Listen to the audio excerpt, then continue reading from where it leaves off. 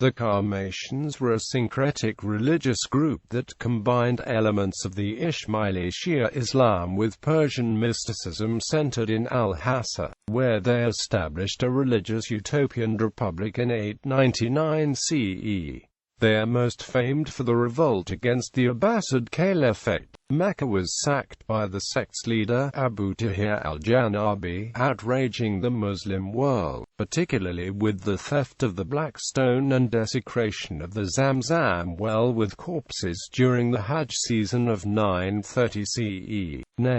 The origin of the name Qarmatian is uncertain. According to some sources, the name derives from the surname of the sect's founder, Hamdan Qarmat. The name Qarmat probably comes from Aramaic and means either short-legged, red-eyed, or secret teacher. Other sources, however, say that the name comes from the Arabic verb, which means to make the lines close together in writing or to walk with short steps. The word Qarmatian can also refer to a type of Arabic script.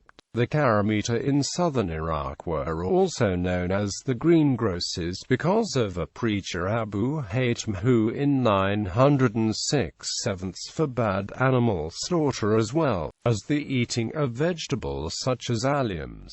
It is not clear if his teachings persisted. History. Early developments under the Abbasid Caliphate. Various Shia groups organized in secret opposition to the rule. Among them were the supporters of the Proto-Ismaili community, of whom the most prominent group were called the Mubarakiyya. According to the Ismaili school of thought, Imam Jafar al-Sadiq designated his second son, Ishmi ibn Jafar, as heir to the imamate. However, Ishmi predeceased his father. Some claimed he had gone into hiding, but the Proto-Ismaili group accepted his death and therefore accordingly recognized Ishmael's eldest son, Muhammad ibn Ismail, as imam. He remained in contact with the Mubarakiyya group, most of whom resided in Kufa. The split among the Mubarakiyya came with the death of Muhammad ibn Ishmi. The majority of the group denied his death. They recognized him as the Mahdi. The minority believed in his death and would eventually emerge in later times as the Ismaili Fatimid Caliphate, the precursors to all modern groups. The majority Ismaili missionary movement settled in al-Salamiya and had great success in Khuzestan, where the Ismaili leader al-Hussein al-Awazi converted the Kufan man Hamdan in 874 CE, who took the name Qarmat after his new faith. Qarmat and his theologian brother-in-law Abdan prepared southern Iraq for the coming of the Mahdi by creating a military and religious stronghold. Other such locations grew up in Yemen, in eastern Arabia in 899, and in North Africa. These attracted many new Shia followers due to their activist and messianic teachings. This new Proto-Qarmati movement continued to spread into Greater Iran and then into Transoxiana. The Qarmatian Revolution, a change in leadership in as-Salamiya in 899 led to a split in the movement. The minority Ismailis, whose leader had taken control of the Salamiya center, began to proclaim the teachings that Imam Muhammad had died, and that the new leader in Salamiya was in fact his descendant come out of hiding. Qarmat and his brother-in-law opposed this and openly broke with the Salamiyids. When Abdan was assassinated, he went into hiding and subsequently repented. Qarmat became a missionary of the new Imam, Abdullah al-Mahdi Billah, who founded the Fatimid Caliphate in North Africa in 909. Nonetheless, the dissident group retained the name Qarmati. Their greatest stronghold remained in Bahrain, which at this period included much of eastern Arabia as well as the islands that comprise the present state. It was under Abbasid control at the end of the 9th century, but the Zanj rebellion in Basra disrupted the power of Baghdad. The Qarmatians seized their opportunity under the leader Abbasid al-Jannabi, who captured Bahrain's capital Hajj and al-Hasa in 899, which he made the capital of his republic, and once in control of the state he sought to set up a utopian society. The Qarmatians instigated what one scholar termed a century of terrorism in Kufa. They considered the pilgrimage to Mecca a superstition, and once in control of the Bahraini state, they launched raids along the pilgrim routes crossing the Arabian Peninsula. In 906 they ambushed the pilgrim caravan returning from Mecca and massacred 20,000 pilgrims. Under al-Jannabi, the Qarmatians came close to raiding Baghdad in 927, and sacked Mecca and Medina in 930.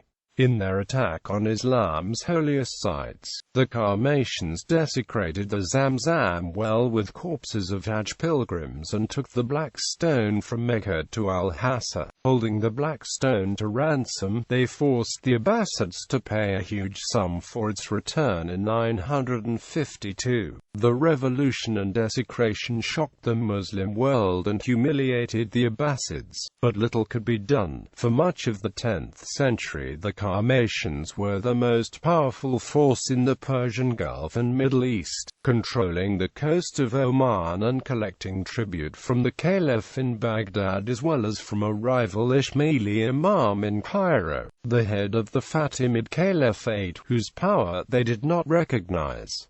Qarmatian society. The land they ruled over was extremely wealthy with a huge slave-based economy according to academic Yitzhak Nakash. The Qarmatian state had vast fruit and grain estates both on the islands and in Hassa and Qatif. Nazir Khusraw, who visited Hassa in 1051, recounted that these estates were cultivated by some 30,000 Ethiopian slaves. He mentions that the people of Hassa were exempt from taxes. Those impoverished or in debt could obtain a loan until they put their affairs in order. No interest was taken on loans, and token lead money was used for all local transactions. The Qarmathian state had a powerful and long-lasting legacy. This is evidenced by a coin known as Tawila, minted around 920 by one of the Qarmathian rulers, and which was still in circulation in Hassa early in the 20th century. The sack of Mecca followed millenarian fervor among the Qarmata over the conjunction of Saturn and Jupiter in 928, an event which the Qarmati leader Abu Tahir al-Jannabi believed indicated the end of the epoch of Islam and the beginning of the final religious era. The year 931 was also highly important for the Qarmatians' Mahdist fervor, as it was 1,500 years after the prophet Zoroaster's death and the end of the epoch of Alexander, which predicted the reign of the Zoroastrians. Therefore, in 931 Abu Tahir handed over power to a young Persian man, Abu al-Fadl al-Isfahani, whom he believed to be the awaited Mahdi. This new Persian Qarmatian leader acted unexpectedly, forbidding Islamic law and prayer, ordering the cursing of many imams and prophets, supporting the worship of fire, killing prominent Qarmati leaders, and proclaiming a religion centered on Adam, the first human. Abu al-Fadl ruled only 80 days. Abu Tahir had no choice but to kill him, though his bizarre rule severely destabilized the Qarmatian movement. Collapse. After defeat by the Abbasids in 976, the Qarmatians began to look inwards and the status was reduced to that of a local power. This had important repercussions for the Qarmatians' ability to extract tribute from the region, according to Arabist historian Curtis Larson, as tribute payments were progressively cut off, either by the subsequent government in in Iraq by rival Arab tribes. The Qarmatian state shrank to local dimensions.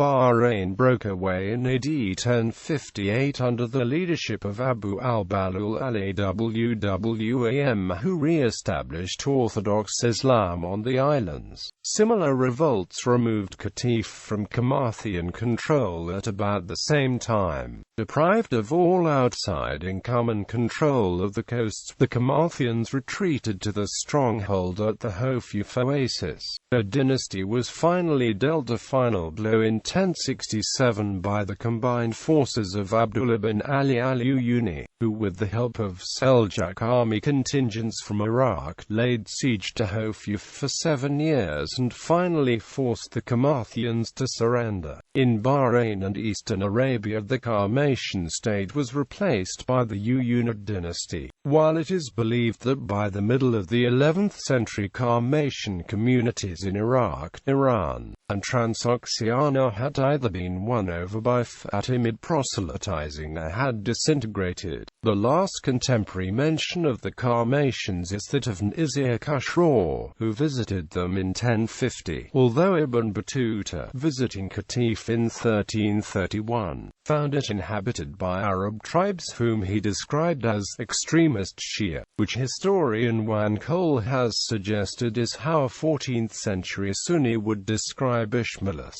Qarmatian imamate of 7 imams. Ismaili imams who were not accepted as legitimate by 7 Qarmatians. The following Ismaili imams after Muhammad ibn Ishmi had been considered heretics of dubious origins by certain Qarmatian groups, who refused to acknowledge the imamate of the Fatimids and clung to the belief in the coming of the Mahdi. Ahmad al-Wafi, Muhammad at-Taqi, Radi Abdullah, Abdullah al-Mahdi Billah. Qarmatian rulers in eastern Arabia: Abu Said Jannabi, Abu Tahir al-Jannabi, Ahmad Abu Tahir, Abul Qasim Saidi, Abu Yaqub Yusuf.